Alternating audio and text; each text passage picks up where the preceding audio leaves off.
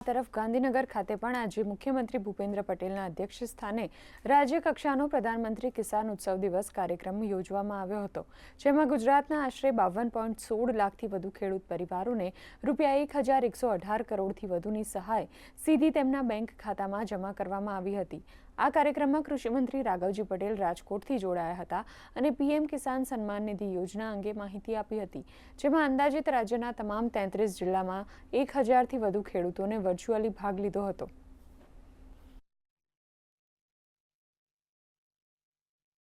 PM કિસાન યોજના એ આજે દેશના કરોડો ખેડૂતોના જીવનમાં નવી આશા અને સુરક્ષાનો ભાવ જગાવ્યો છે।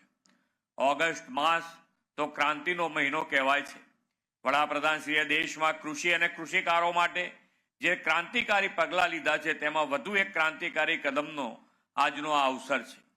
પીએમ કિસાન સન્માન નિધિ આજે દુનિયાની સૌથી મોટી ડાયરેક્ટ બેનિફિટ ટ્રાન્સફર સ્કીમ બની છે। આવી ન્યાયી અને પારદર્શી પદ્ધતિએ ખેડૂતોમાં વિશ્વાસ પેદા કર્યો છે। આ યોજના વડાપ્રધાનશ્રીના અંત્યોદય એટલે કે સમાજના અંતિમ માનવી સુધી 100% લાભ પહોંચાડવાના અભિગમનું જીવંત ઉદાહરણ છે। કિસાન સન્માન નિધિ યોજના ભારત સરકાર દ્વારા ખેડૂતોને વધારાના આવક વધારવાના ભાગરૂપે ખેડૂત કુટુંબોને સહાયરૂપ થવા માટે પ્રધાનમંત્રી શ્રી કિસાન સન્માન નિધિ યોજના તારીખ 1/2/2019 થી અમલમાં મૂકવામાં આવેલ છે। આ યોજનામાં ખેડૂત કુટુંબોને પ્રતિ વર્ષ રૂપિયા 6000 સહાય ડાયરેક્ટ બેનિફિટ ટ્રાન્સફર ડીબીટી ના માધ્યમથી મળવાપાત્ર થાય છે।